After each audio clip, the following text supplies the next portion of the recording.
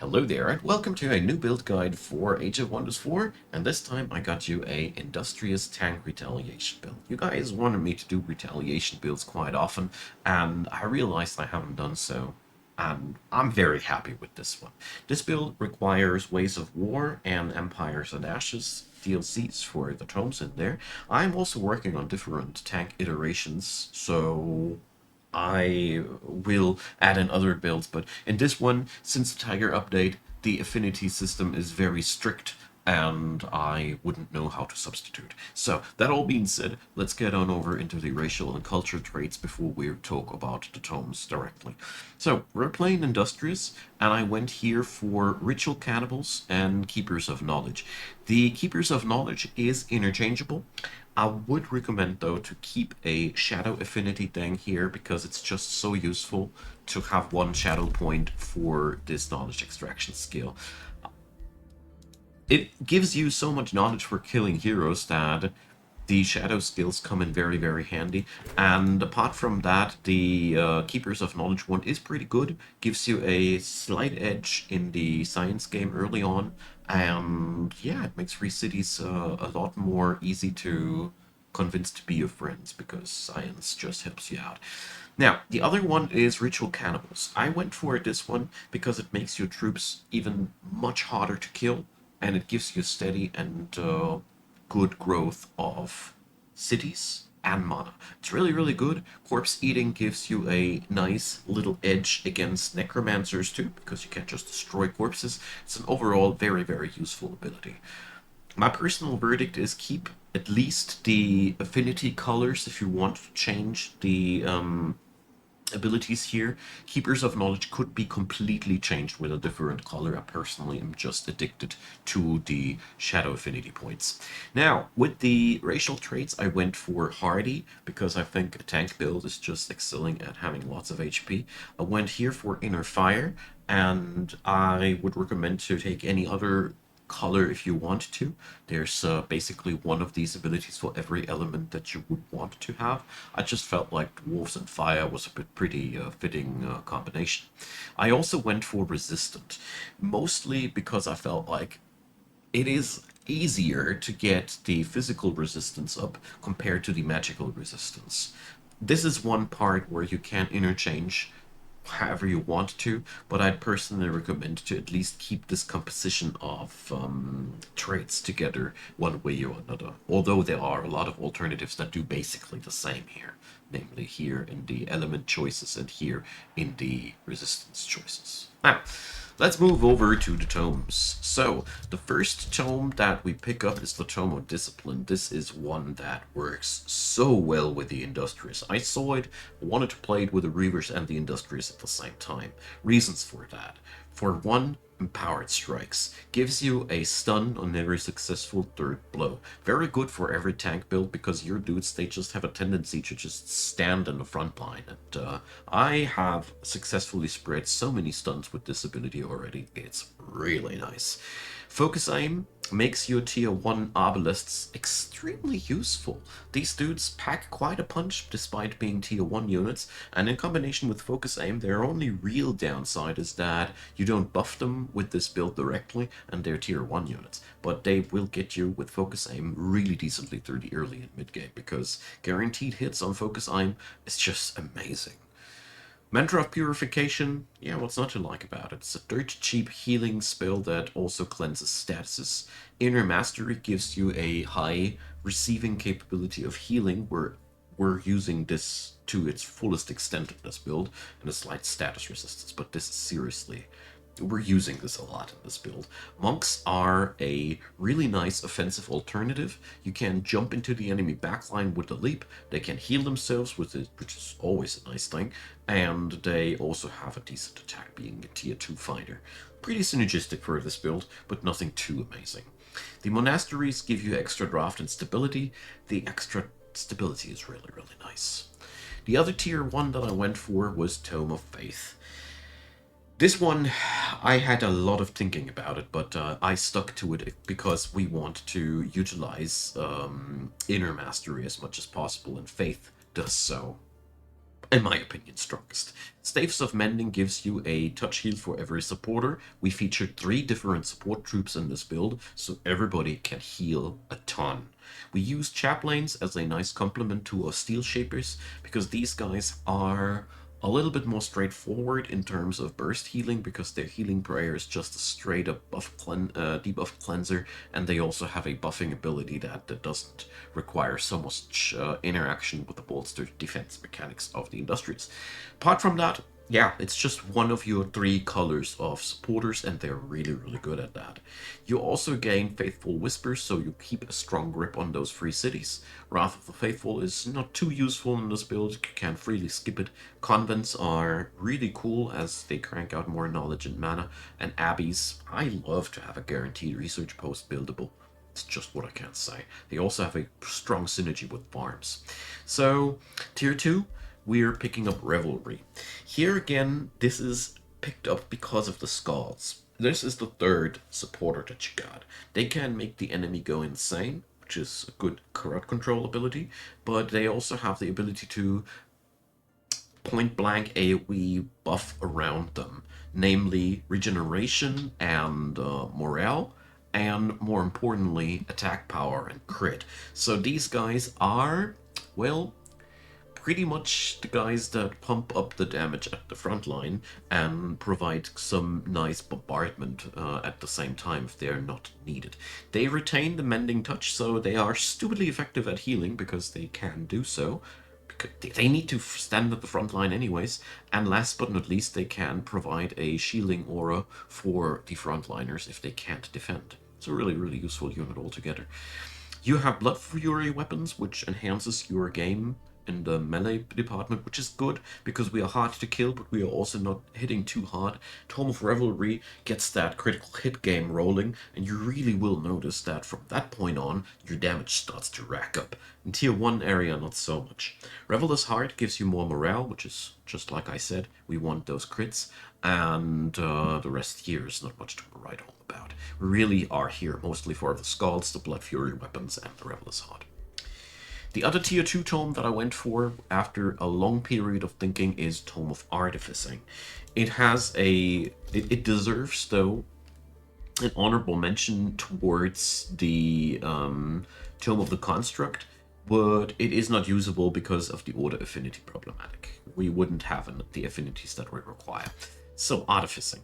We gain critical hit chance for our entire frontline, and quite a lot of it. This is where your damage becomes reliably high. Siege Magic is a nice buffer for your entire backline of supporters. They get a little bit more damage, but more importantly, they help you now by being siege breakers, so they can now conquer cities quite effectively. Love that.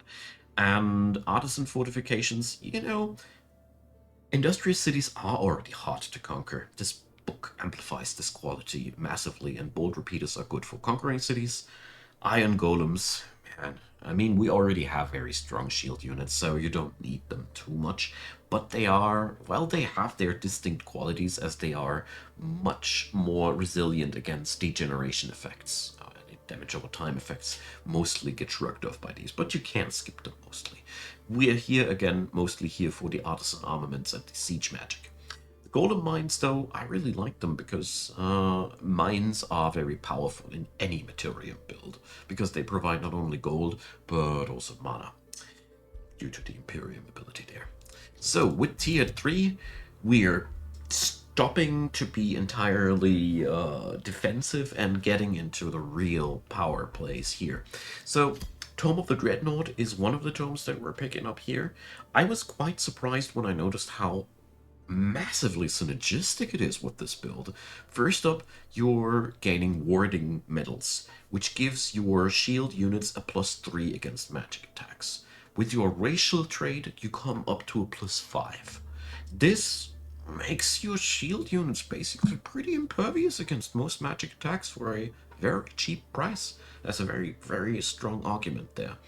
The Ironclad, well, it is a good bombardment unit, which I personally really like to have. It's a good incentive to get those Town Halls tier 4, and once you have tuning kits, you gain the overcharge ability, which means you can also use this on your construct units. If you get the iron golems from the previous tome, you have here again a synergy, because overcharging, I mean, stay here, is pretty powerful. It amplifies the damage of the troopers by a lot. So another nice takeaway here is pinning barrage and destabilized mana core, so we get some battlefield nukes, which we were lacking before. If you don't need to heal your troops, you might as well nuke the enemy now. And the Great Bombard. So sieging cities is with this build a breeze. War Foundries also give you a stupid amount of draft. I mean, seriously, it's a lot. Now, the other tier 3 we're picking on up here is Devastation. Devastation synergizes extremely well and finally gives us some smacking power. Flame Burst weapons gives us an innate 50% critical hit chance. And the enemies explode if we kill them with our frontliners. How cool is that? So, combined with the morale gameplay that we have running, you have reached a extreme level of imperviousness while maintaining a decent damage output. This is peak performance of your build, basically, once you have hit these two tomes. Focus of Devastation gives you now also the ability to get your backliners to cancel enemies' defense modes. This is the most useful takeaway here, but canceling enemies' defense modes is big enough to warrant this time. Devastator Spheres, yeah, did I mention that we're extremely good at taking down cities already? Here goes. And Monstrous Rebirth, it is a really nice spell to make a harmless unit suddenly go crazy, and also a good requiem for your low tier units, but altogether, I must say, I would research something else. It's not that much of a devastating spell. The Warbreed, on the other hand, is a really cool shock unit that is, in combination with your build, stupidly hard to kill. It's really fun to have these guys running in this build. And with tier 4 coming, we have an affinity of Chaos 6 and Materium 6, so we can pick the tomes there. I warmly recommend Chaos Channeling, so your backliners gain more oomph, and you gain the Scion of Flame transformation, which gives you even more retaliation damage, even more fire resistance, or, well, you might have had some other reflection maybe, but this comes in extremely synergistic because it punishes the enemy for punching you, and you can also just summon units out of nothing. With a build that is so tanky, Golden Horde can make a lot of heavy lifting happening, and I don't know, the Magma Spirits are just odd, and they don't fit in here, so don't rely on them too much. Sacrificial Slaughter, on the other hand, it is also not too synergistic, but Scion of Flame, Infernal Focus, and Golden Horde personally feel like these are really powerful on this build. And the other tier 4 to pick, well, it is hard here. You can go for a Tome of the Crucible, although it's not too synergistic with your front line. I would more recommend Golden Realm for that sweet gold golem, but in all honesty, Tome of Severing is also a good choice. Choose to your own liking. At this point, you are not too bound to any direction anymore, because I personally think with the second tier 3 tome, this build is more or less complete and can be continued to your own liking. Now, strategy-wise, your early game, or let's start with the roster. Early game, you only have Anvil Guards and Herbalists. Anvil Guards are throwaway units. Their only reliable thing that they retain later down the road is their taunt, but beyond that, they get outshadowed by the tier 3 bastions in any way. So don't rely on them too much. 2 units early on are all you need from these. The Arbalists, on the other hand, retain a lot of usefulness through all stages of the game. Not only is their attack pretty decent, the Overdraw crossbow ability basically stays useful until you have that defense mode cancellation on your supporters. The 30 damage in combination with focus aim, it's just useful. I like them. Although, don't rely too much on them as they are only tier 1 units, but you have a high burst potential on these for very low gold costs. It's crazy. Pioneers, well, you can prospect mountains, and you should prospect mountains, and therefore you should print a lot of pioneers, because prospecting mountains makes your early game go crazy. End of the story. You want to rush tier 2 as quick as possible because that's where you get most of your bread and butter troops. The Halberdier is the top-notch frontliner that you will mass produce, mainly because he has that annoying rune of retaliation going on. So you have a basic fire reflection, you have rune of retaliation, and eventually you will also have a third fire retaliation thing. Simply attacking these guys hurts a ton. Apart from that, their main ability is being hard to kill and being polearm units. Polearm units are cool because they have that sweet damage bonus against those really nasty buggers. They're really your best frontline unit in the average, so there's never anything wrong with these. The Steel Shapers are a little bit more complicated. Their direct attack sucks, I can't sugarcoat it in any way. They have, though, the ability to give you bolstered defense as a free action and still shoot. This is amazing. And they also can transform bolstered defenses and resistances into a burst heal and strengthening. So these guys' main role is to strengthen your defenses and on need either buff your troops to deal lots of damage or blitz heal somebody who got smacked a lot. Mending Touch gives them some much needed flexibility, but in all honesty, you wouldn't do anything too wrong if you'd be skipping out these entirely and rely on Chaplains and Skulls altogether. I would understand that. I personally don't play with Steel Shapers too gladly either way, but their resistance buffing is very strong. I can't deny it. It is a very, very strong mechanic. It's just finicky. The Chaplains here, Bless is what I didn't show here. Critical hit chance, strengthening, and resistance is bolstering. End of the line. These guys are basically just an alternative that can directly heal and do a very similar thing to the Steel Shaper, but just don't buff defenses as much, but being less restrictive. The Monk is one unit that you shouldn't spam too much, as they're much less good at reflecting damage than as the spears, but these guys basically can replace all your Anvil Guards from the early game. Their main advantage is that they have a easy access to whatever needs to die, hard to kill because of a self-healing ability. Yeah, I really like these guys, but I personally give the Halberdiers the advantage here. Tier 3, Bastions. So these guys are the shield units you were asking for. Good attack for being tier 3 after all, and defensive sweep gives you an AoE ability. They don't have a taunt though. That's where your tier 1 units keep an edge forevermore. But honestly, the taunt is useful, but not that horribly much of an advantage compared to the base stats that the Bastions offer. The Skulls, I have explained them already. Song of Carnage and Song of Revelry is what they do in the front line. And your front line or your armies consist mostly out of Halberdiers, Bastions, Skulls, Chaplains, Monks, and Steel Shapers. You can skip out on the Obelisks later completely, as they are just not resilient enough for the task up ahead. So, when you're starting out on the game, you really need to have as many mountains around you as possible. On this run, I was very, very unlucky with not having that many mountain ranges. I had a very, very slow start, but I had still a lot of advantage. You will have to wait a little bit until you have a couple of trips together before you can conquer your city. This build suffers a tiny bit from being a little bit on the slower side.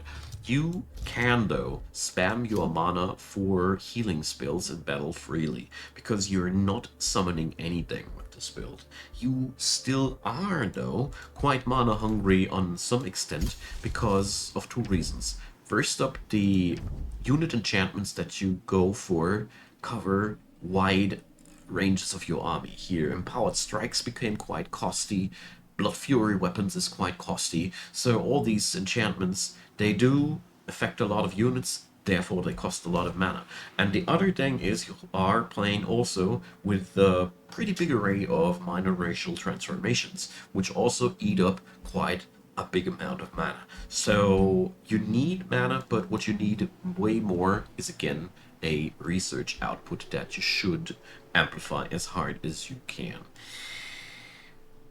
As soon as you have tier 2 unlocked, you just need to print out a couple of supporters. As soon as you have the Tome of Faith and the Staves of Mending unlocked, you're basically unstoppable. Hero-wise, I went for this build with a Ritualist. I would strongly recommend to stick with this plan. The Ritualist is also here a Mortal Champion because I personally love the command ability. I think, though, this is very interchangeable. You could pick whatever Ritualist Prime class that would tickle your fancy. It doesn't have to be a Mortal Champion, in my humble opinion. But the Ritualist is so useful. You can either go for the Restorational path as a healer, or here I went for the Wild Growth path, which is insane, as you can cover a 1 hex radius ability, which covers your range, which protects from range attacks. Then it regenerates. Then it gives defenses, and then it starts to be castable each flip and turn. You can support like a madman as a ritualist, and you have so many different options how to do it.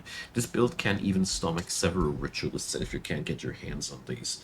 I haven't found any other too useful other hero templates because you have pretty much everything that you want. You have a damn sturdy front line, and well, just having more tricks to keep your units indefinitely alive is what made this build extremely worthwhile. So, this is only one of many tank builds that I can play here. With the Empire's development, you will want to hunt for as much research as you can as quick as possible, because that's, again, your bread and butter. But you should really try to get a high unit quality together, also very fast as a secondary objective, because this build's primary downside, in my experience, is you have a pretty costly taste in units. Your tier 1 roster basically is non-existent because there's not much there besides the Arbalists, which is even remotely synergistic with your build.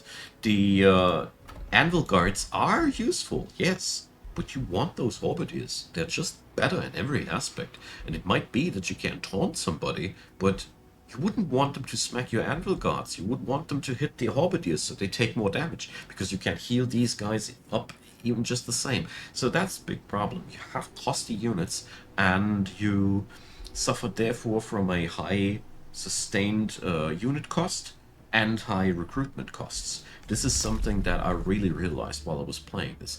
Luckily, the Materium, Chaos, and Order affinities that you got give you a strong edge in the economy play.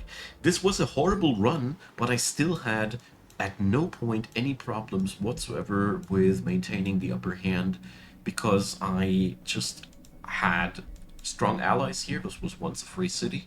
I was able to pump out my income via Materium skills. You can also here lower the or gain more money. That's more I want to say it, or save money by taking stuff like the Lure of Horde.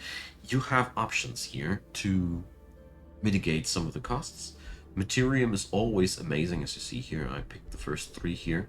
Mana gain, less structural cost is also really, really powerful. And you also gain even a straight up gold injection if you needed to. So another thing, free cities are also something that you want to strive for, because if you are running the same cultural traits that I did, you will gain knowledge off of that. And since we are playing here with Order, we have another Whispering Stone quite easily accessible, which is really, really good, because that gives us a lot of knowledge. Altogether, I think this build can be overrun in the early stages of the game, but in all honesty, once you have hit a certain threshold of supporty sustaininess and revelry and artificing kick in, it becomes harder and harder to kill this build, especially for the AI. I'm no PvP player, so I can't say how this would fare. Let me know if you know.